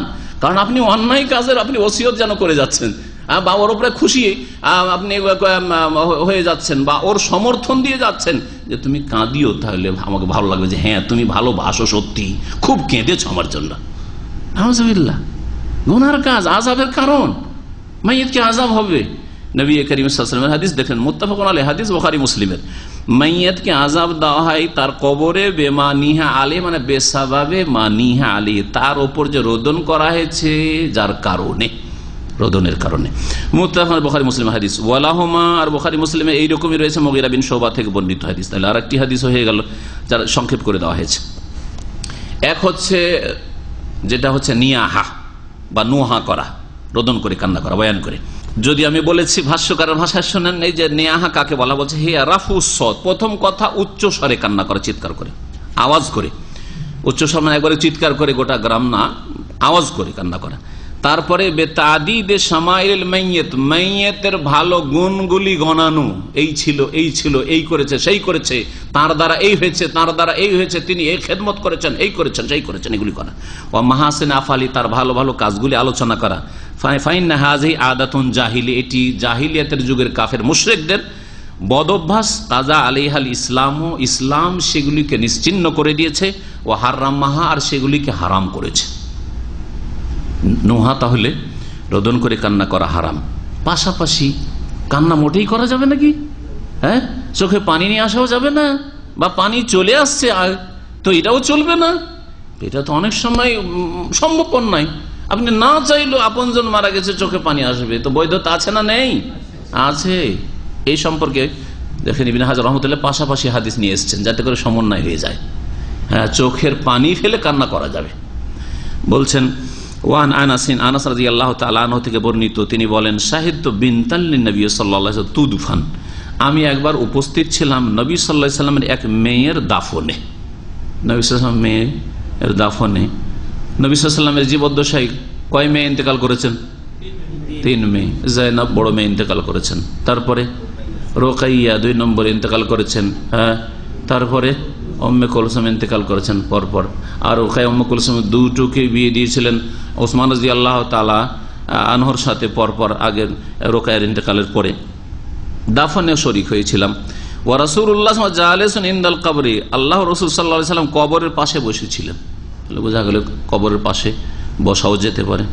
ফারাআইতু আইনাইহি তাদমানি, আমি দেখলাম তার 2 চক্ষুকে, তাদমানি অশ্রু প্রবাহিত হচ্ছিল, অশ্রু প্রবাহিত, দামা মানে চোখের পানি, চোখের পানি পড়ছিল রাসূলুল্লাহ সাল্লাল্লাহু আলাইহি ওয়াসাল্লামের কবরের পাশে বসে। তাহলে এতে আরো জানতে পারলাম যে শুধু বাড়িতে মাইয়াত আছে তখন কান্নার নাম, কবরের কাছে গিয়েও চোখের পানি ফেলে কান্না জায়েজ রয়েছে। নবী সাল্লাল্লাহু আলাইহি ওয়াসাল্লাম কান্না করেছে। রাওয়াহুল বুখারী, হাদিস সহিহ বুখারী। রোদনের অন্তর্ভুক্ত যেগুলি হারাম, তার অন্তর্ভুক্ত আরো বেশ কিছু কাজ আছে, যেমন কাপড় ফেড়ে ফেলা, ছিঁড়ে ফেলে দিচ্ছে, হ্যাঁ, শোক মাতম যে আজকাল ইরানিরা করে থাকে, আর ইরানিদের অনুসারীরা যারা করে থাকে, বুঝতেই পারছেন কারা। ওয়ালাতমুল খাদ, আর গাল চাপড়ানো, হ্যাঁ, গালে মুখে মারা, এটাও হারাম। ওনাতফুসার, আর চুল টুল ছিঁড়ে ফেলা, হ্যাঁ, এগুলি হারাম সবগুলি, আর এগুলি রোদনের অন্তর্ভুক্ত না হয়ে যালিক। কারণ সহিহ বুখারী মুসলিমের রিওয়ায়াত রয়েছে, প্রিয় নবী সাল্লাল্লাহু আলাইহি ওয়াসাল্লাম বলেন লাইসা মিন্না মান লাতামাল খুদুদা ওয়া শাক্কাল জুয়ুবা ওয়া দাআ বিদাওয়াল জাহিলিয়া, আমার উম্মতের লোক না, নবী সাল্লাল্লাহু বলছেন ওই সব লোকেরা মান লাতামাল খুদুদা, যারা গাল চাপড়ায়, গালে মারে, ওয়া শাক্কাল জুয়ুবা, আর যারা গেরেবান ফাড়ে, হ্যাঁ, জামা কাপড়কে বেড়ে বলে কি যে করছে না করছে, কাপড় চুপড়ের হুঁশ দিয়েছে, মহিলা কান্না করতে করে আছাড় পাছাড় করতে, শাড়ি খুলে গেছে, ওর কোন জাতির ইজ্জত বলে কিছু নেই, ঢাকছে, দেখা যাচ্ছে ঢেকে অন্যরা ঢেকে ঢুকে দিচ্ছে একটু, এই অবস্থায় কান্না করে, এগুলি হারাম, এগুলিও তার অন্তর্ভুক্ত। দাওয়াল জাহিলিয়া, আর জাহিলিয়াতের ডাক ডাকা, জাহিলিয়াতের যুগে যেসব ডাকগুলি ছিল, হ্যাঁ, সেগুলি জাহিলিয়াতের যুগের ডাক একটা ব্যাপক কথা। মৃত ব্যক্তির ক্ষেত্রে, শোকের ক্ষেত্রেও এটা, শোক ছাড়াও জাহিলিয়াতের যেগুলি স্লোগান, সেই স্লোগানগুলি হারাম। জাহিলিয়াতের স্লোগান হচ্ছে জাতীয়তার স্লোগান, হ্যাঁ, জাহিলিয়াতের স্লোগান হচ্ছে শিরক কুফরি স্লোগান, বুঝা গেছে, ইসলাম বিরোধী স্লোগান, এগুলি হচ্ছে স্লোগান। জাহিলিয়াতের স্লোগান যে আমার দেশ মহান, হ্যাঁ, আমার দেশ মহান, এগুলি জাহিলিয়াতের স্লোগান, সবগুলি হারাম। দাওয়াল জাহিলিয়া, জাহিলিয়াতের স্লোগান। আমাদের দেশের বিদাতপন্থীরা নারায়ে তাকবীরের সাথে বলে নারায়ে রিসালাত, কি বলে? শুনেছেন না শোনেন নাই? জাহিলিয়াতের আহ্বান, জাহিলিয়াতের স্লোগান। আচ্ছা, এই কাজগুলি রোদন করা কাজগুলি কেন বারণ করা হইল? শরীয়তে কেন নিষিদ্ধ, কেন হারাম? বয়ান করে কান্না করা যাবে না, আরে ভালো মানুষ, আলেমে দিন, এই ছিলেন সেই ছিলেন, মাশাআল্লাহ দেশের অনেক সেবা করেছেন, রাস্তাঘাট বানিয়ে দিয়েছেন নেতা সাহেব। আর যদি বলেন মাশাআল্লাহ আমাদের এলাকায় এই নেতা সাহেব আসে রাস্তাঘাট হলো, না হলে তো আমাদের কোন রাস্তাঘাটই ছিল না। যদি এসব কথাই বলেন তো অসুবিধাটা কি করে? ভালো কথাই তো বলছেন। এসব বয়ান করে কান্না করা আর তার গুণগুলি গণনা করা আর তারপরে তার উপর শোক করা, এগুলি হচ্ছে কি অধৈর্যতা জায়েজ নয়। ধৈর্য ধারণের নির্দেশ আল্লাহ দিয়েছেন, ধৈর্য ধারণ করা ফরজ।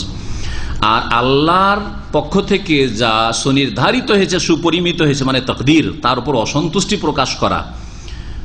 আর আল্লাহ রাব্বুল আলামিনের ফয়সালাকে সাদরে গ্রহণ না করা, আল্লাহ যা ফয়সালা করেছেন তা সেই ফয়সালার ওপর আপনি মেনে নিতে পারছেন না, এগুলি নাজায়েজ কাজ, যার ফলে এগুলি নিষেধ করা হয়েছে। আচ্ছা, আল্লাহর ফয়সালা মেনে নেওয়াটা দুটো স্তরে হয়। একটা হচ্ছে যাক আল্লাহ করিয়ে দিয়েছেন ধৈর্য ধারণ করতে, এখন ধৈর্য ধারণ ছাড়া কোনো উপায় নেই। আর একটা হচ্ছে মনের সন্তুষ্টির সাথে। এমন কোন লোক আছে যে তার ছেলে মারা গেছে, মেয়ে মারা গেছে, স্বামী মারা গেছে, স্ত্রী মারা গেছে, তারপরেও মনে খুশি, রাজি খুশি যে আল্লাহ যা করেছে তুমি ভালোই করেছে, পাওয়া যাবে লোক? আজকাল খুব মুশকিল আছে, তাই না? এটা কিন্তু সর্বোচ্চ স্তর। যদি আল্লাহ পাকের ফয়সালার ওপর রাজি হয়ে যেতে পারেন আলহামদুলিল্লাহ, যেমন অনেক আরবদেরকে দেখা যায়, আমাদের দেশের লোকেরা ইন্না লিল্লাহ পড়া ছাড়া আর কিছু পড়তে জানে না। যদি কাফেরও মারা যায় আর শুনে অমুক মারা গেছে, অমুক মারা গেছে, ইন্না লিল্লাহ, এত ইন্না লিল্লাহ বলে অভ্যাস আছে। হিন্দু যদি মারা যায়, নাস্তিকও মারা যায়, ইন্না লিল্লাহি ওয়া ইন্না ইলাইহি রাজিউন দিবে একবার লম্বা টানে, ঠিক না? অথচ আল্লাহর দুশ্মন মারা গেছে, নাস্তিক মারা গেছে, মুশরিক মারা গেছে, গুমরাহকারী মারা গেছে, বিদাতি মোল্লা মারা গেছে, ইন্না লিল্লাহ আবার কিসের বলবো? বরং আপনার আপনজন মারা গেছে তার উপর যে আলহামদুলিল্লাহ আলা কুল্লি হাল বলতে পারে, যেটা আরো শ্রেয়, আরো ভালো। যে আল্লাহ যে হালাতে রাখেন আলহামদুলিল্লাহ, আল্লাহ সবসময় প্রশংসা করতে হবে। আল্লাহ তো আমার কাছ থেকে কিছু নেননি, আল্লাহ জিনিস আল্লাহ নিয়েছেন। এই কথাই তো শিখানো হয়েছে। কি বলতে বলা হয়েছে? আমাদের দেশের মানুষরা ইন্না লিল্লাহর মন্ত্র পড়ে, মন্ত্র পড়বেন না, বুঝে পড়বেন। এটা দুটো কথা আছে, ইন্না লিল্লাহি ওয়া ইন্না ইলাইহি রাজিউন। উলামায়ে কেরাম খুব সুন্দর একটি কথা বলেছেন এই সম্পর্কে, যে মানুষ যখন ইন্না লিল্লাহি ওয়া ইন্না ইলাইহি রাজিউন পড়ে, তখন এতে দুটো জিনিস রয়েছে। ইন্না লিল্লাহ, আমরা কার? লিল্লাহ, আল্লাহর। আমারও মালিক আল্লাহ, এই আমার বডিটারও মালিক আল্লাহ, আমার হায়াতের মালিক আল্লাহ, আমার ধন সম্পদের মালিক আল্লাহ, আমার বিবি, আমার অমুক আর তমুক, ছেলে মেয়ে, যা কিছু আছে সব কিছুর মালিক কে? আল্লাহ। তো আল্লাহ হলেন মালিক, সুতরাং যা নিয়েছেন সেটা আমার ঘর থেকে নেননি, আল্লাহর জিনিস নিয়েছেন, এক নম্বর কথা। দুই নম্বর কথা হচ্ছে ওয়া ইন্না ইলাইহি রাজিউন, আর নিঃসন্দেহে তার কাছে ফিরে আসতে হবে আমাদের সকলকে। শুধু আমার স্ত্রী কেন, আমার স্বামী কেন, আর আমার ভাই কেন, আর বোন কেন, আর অমুক কেন, সকলকে, আমাকেও ফিরে যেতে আল্লাহর কাছে। সুতরাং আজকে উনি গেছেন, কালকে আমাকে যেতে হবে। যদি অর্থ বুঝে পড়েন তো এর উপর সন্তুষ্ট হতে পারবেন না, পারবেন না। আল্লাহ যা নিয়েছেন আমার ঘর থেকে কেড়ে নেননি, হরণ করে নেননি, আল্লাহর জিনিস নিয়েছেন। আমানত ছিল আমার কাছে, আমানত ফিরিয়ে নিয়েছেন, টাকা আমার কাছে জমা রেখেছেন, আর এসে বলছেন সেই টাকাগুলো দেন। বলে না না, অনেকদিন ধরে আছে, আমি দিতে পারবো না, খুব মায়া লাগে। ঠিক করলাম না? দীর্ঘদিন আমার কাছে টাকাটা আছে, মায়া হয়ে গেছে টাকাটার উপর, আমি দিতে পারছি না, বলেন চলবে? তো ওই রকম আপনার স্ত্রী অনেকদিন ধরে আপনার কাছে অনেক মায়া হয়ে গেছে, আল্লাহ বলছে দে দে, মালাকুল মউত পাঠিয়েছি দে, বলছে না আমি দিতে পারবো না, ছাড়বো না, মায়া হয়ে গেছে আমার। একই কথাই তো, একই কথাই তো, বুঝেন কথাকে? আল্লাহ জিনিস আল্লাহ নিয়েছেন এবং আল্লাহর কাছে ফিরে যেতে হয় একদিন। কেউ থাকতে আসেনি পৃথিবীতে, একটু আগে আর পরের পার্থক্য শুধু রয়েছে, আর কিছুই নেই। উলামায়ে কেরাম ইবনে তাইমিয়া রাহমাতুল্লাহ এর বিষয়টি উল্লেখ করেছেন যে আল্লাহ যা অপ্রীতিকর আপনার জন্য আমার জন্য ফয়সালা করছেন, কারণ মানুষের জীবনে আপ আর ডাউন আছে, কখনো উত্থান কখনো পতন, কখনো ভালো কখনো মন্দ, কখনো সুখ কখনো দুঃখ আছে। দুঃখের সময় এর ওপর আল্লাহর কাজা ফয়সালাতে রাজি হয়ে যাও, সন্তুষ্ট চিত্তে মেনে নেওয়া, এটা ওয়াজিব না মুস্তাহাব? না ওয়াজিব নাই। তাহলে সব লোকই ফেল করে যাবে, ইল্লা মানে হাজারে একটা পাওয়া যাবে না। বলছেন যে আম্মা রেজা বে কাযাইল্লাহ, আল্লাহর ফয়সালাতে রাজি হয়ে যা, ফালা ইয়াজিবু, এটা ওয়াজিব, ওয়া ইন্নামা ইস্তাহাব, এটা হচ্ছে মুস্তাহাব, ওয়া মিনহুম মান ক্বালা বিওয়াজুবিহি, তবে কিছু উলামারা এটাকে ওয়াজিব বলেছেন। তবে যেটা ওয়াজিব সেটা হচ্ছে অধৈর্য না হওয়া, অধৈর্য হবেন না। কিন্তু কষ্ট, আঘাত লেগেছে, আমাকে যে কোনো দুর্ঘটনায় আঘাত লেগেছে, সেই জন্য একটু কষ্ট আছে, কিন্তু কষ্ট থাকলে আল্লাহর বিরুদ্ধে আমার কমপ্লেন, শিকায়াত নেই, অভিযোগ নেই, কার কাছে অভিযোগ করব? এবং আল্লাহ রাব্বুল আলামিন আমার জুলমও করেন নাই, আর আমি এতে ধৈর্য হারাও হচ্ছি না। জি, এই বিষয়টি। আর একটি কথা, গুরুত্বপূর্ণ কথা, সেটা হচ্ছে ওলামারা উল্লেখ করেছেন যে মানুষের ওপর মুসিবত আসলে মুসিবতে নেকি পাই, না মুসিবতের ওপর ধৈর্য ধারণ করলে নেকি পাই? জি, বলে দিলাম সেই জন্য, না হলে যদি শুধু একটা বলতাম তো জবাব উল্টো দিতে। যদি বলতো আচ্ছা মুসিবত আসলে নাকি পাই কি পাই না, তো সবাই বলতে হ্যাঁ অবশ্যই পাই। বলতেন না? বলতেন না? মুসিবত আসলো, আসার পরে আল্লাহ তুমি কি করলে, আমাকে পেলে আল্লাহ, যে আমার স্ত্রীটাকে নিতে হবে এত তাড়াতাড়ি, আমার এই একটা ছেলে তাই নিতে হবে, আল্লাহ আর কাউকে পেলেন আল্লাহ, এত বড় বালা মুসিবত আল্লাহ যদি এইরকম করেন। কিন্তু মুসিবত আপনার আসলো, কোনো নেকি হবে? কোনো নেকি হবে? কোনো নেকি হবে না। কাফের উপর মুসিবত আসে, কোনো নেকি পাই? অধৈর্যের উপর মুসিবত আসে, কোনো নেকি পাই? কোনো নেকি পাই না।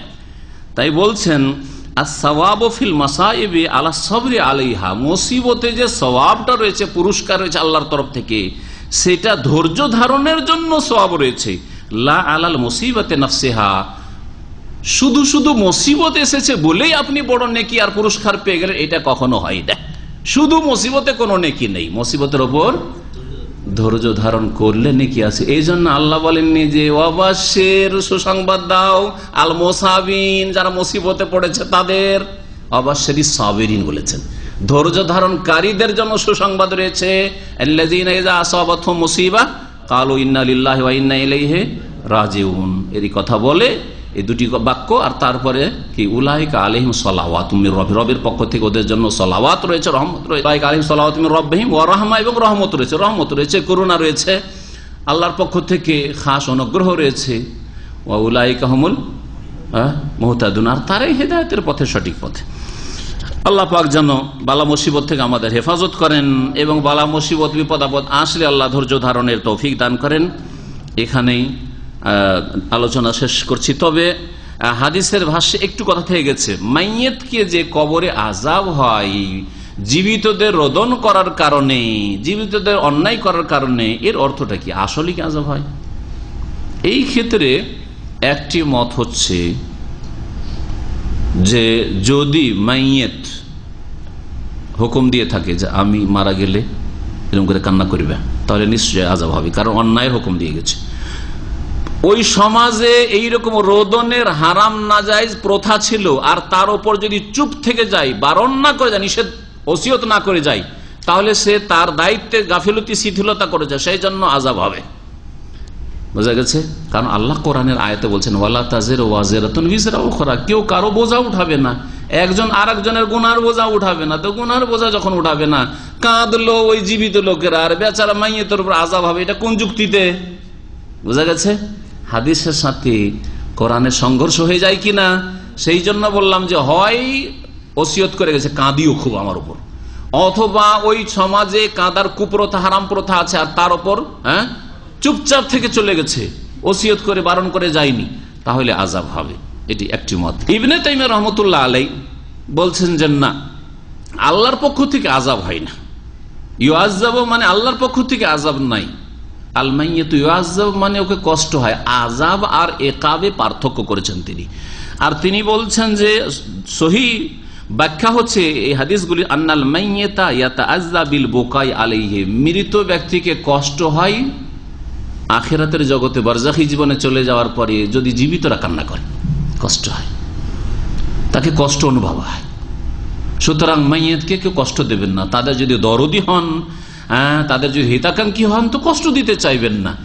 এই অর্থটি, তাহলে এটা একটা নতুন অর্থ যেটা ইবনে তাইমিয়া রাহমাতুল্লাহ আলাইহি করেছেন, আর সাধারণ অন্যান্য ওলামার ওই ব্যাখ্যাগুলি করেছেন। আর নিষেধও করে গেল না আমার ওপর কিন্তু কান্না করে, অথবা সেখানে এরকম কান্নার জাহিলিয়াতের প্রচলনও নেই, আর লোক মহিলারা কান্না শুরু করে দিয়েছে, আর ওরকম বয়ান করে কান্না করেছে, সে জানাও না যে আমার জন্য এইসব নাজায়েজ কাজ করবে, তো আযাব হবে নাকি? না, আযাব হবে না। তাহলে যদি নিষেধ করে গিয়ে থাকে, সমাজে কুপ্রথা আছে, তারপরেও কান্না করে থাকে ওইরকম করে বয়ান করে, তো আযাব হবে না। অথবা সেই এলাকাতে এইসব কুপ্রথাও নেই, সেজন্য সে আর কিছু হ্যাঁ না কিছু বলেও নিয়ে মারা গেছে, তাহলেও আযাব হবে না, কারণ কেউ কারো বোঝা ওঠাই না। তবে তার দায়িত্বে যদি গাফিলতি করে তাহলে আযাব হবে। আল্লাহু আলাম। ওয়া সাল্লাল্লাহু আলা নবিয়িনা মুহাম্মদ ওয়া আলা আলিহি ওয়া সাহবিহি আজমাইন। না শুনলেও বলা যেতে পারে, না শুনলেও বলা যেতে পারে, কথা বোঝা গেছে? আপনারা চিঠি লিখছেন, আজকাল চিঠির যুগ চলে গেছে, ইমেল তো লিখছেন, যদি আপনার বাপকে ইমেল লেখেন, হ্যাঁ, বা স্ত্রীকে লিখছেন, অথবা কোনো বন্ধুকে, বন্ধু আসসালামু আলাইকুম ওয়া রাহমাতুল্লাহি ওয়া বারাকাতুহু, বন্ধু মানে হে বন্ধু, ঠিক কিনা? বন্ধু আসসালামু আলাইকুম, হ্যাঁ। আব্দুর রহমান ভাই মানে ইয়া আব্দুর রহমান ভাই, ঠিক না? তো হে আসসালামু আলাইকুম, এক তো সম্বোধন ওকে করলেন, তারপর আসসালাম আপনাদের সালাম হোক, অথচ 5000 কিলোমিটার দূরে বাংলাদেশে আছে, অথবা 10,000 কিলোমিটার দূরে, অনেক দূরে আরো অন্য কোনো দেশে আছে, এত দূর থেকে কি করে এইভাবে সম্বোধন করছেন? চিঠিটা তার কাছে সেন্ড হয়ে যাবে, হ্যাঁ, তখন তাকে অ্যাড্রেসটা, খেতাবটা হয়ে যাবে, সম্বোধনটা হয়ে যাবে, ঠিক না? ওই রকমই যখন সালাম পড়বেন তখন সালামটা ফেরেশতারা পৌঁছে দেয়। সুতরাং নবীর কবরের কাছে না, এখানেও যদি আপনি আত্তায়াত পড়ছেন আর বলছেন আসসালামু আলাইকা আইয়ুহান নবী ওয়া রাহমাতুল্লাহি ওয়া বারাকাতুহু, এখানে বলেন না আসসালামু আলাইকা, আপনার উপর সালাম হোক, আইয়ুহান নবী, আইয়ুহা তো ইয়া, আইয়ুহা মানে তো ইয়া, হে নবী আপনার উপর সালাম হোক। নবী সাল্লাল্লাহু আলাইহি ওয়াসাল্লাম সাহাবীরা আইয়ুহা দিয়ে বলেছেন, আপনিও আইয়ুহা দিয়ে বলতে পারেন, যদিও বেশ কিছু ওলামারা আর সাহাবায়ে কেরামরা, মা আয়েশা রাদিয়াল্লাহু তাআলা, তারা বদলে দিয়ে এইখানে নবীর ইন্তেকালের পরে তা আসসালামু আলান নবী বলতেন। আলবানী কিন্তু এরই সমর্থন করছেন যে এখানে আইয়ুহান নবী না বলেই আসসালামু আলান নবী করে দেন, আর আহলে হাদিস ওলামারা অনেকে এর উপর আমল করে, ভালো। তাহলে বিদআতীদের ওই সুযোগটা থাকবে না। তারপর আইয়ুহান নবী বললেও তার জবাব আছে, সেটা হচ্ছে যে ফেরেশতারা আমাদের আত্তাহিয়াতটাকে যখন নবীকে সালাম বললাম, যখন পৌঁছে দেবেন নবী সাল্লাল্লাহু আলাইহি ওয়াসাল্লামের কবরে, তখন সম্বোধন হয়ে যাবে। যেমন আপনার ইমেলটা সেন্ড হয়ে যখন চলে গেল, পৌঁছে গেল ওখানে, তখন সম্বোধন হয়ে গেল। আপনার চিঠিটা যখন পোস্টম্যান নিয়ে গিয়ে বাড়িতে দিয়ে দিল, আসসালামু আলাইকুম আব্বা, আপনি কেমন আছেন, আপনি সম্বোধন আপনার জন্য বৈধ, ঠিক তেমনি ফেরেশতা যখন সালামটা পৌঁছে দিল তখন নবীকে সম্বোধন হয়ে গেল। সুবহানাকাল্লাহুম্মা ওয়া বিহামদিকা আশহাদু আল্লা ইলাহা ইল্লা আনতা আস্তাগফিরুকা ওয়া আতুবু ইলাইক। সাল্লাল্লাহু আলা নবিয়িনা মুহাম্মদ ওয়া আলা আলিহি ওয়া সাহবিহি।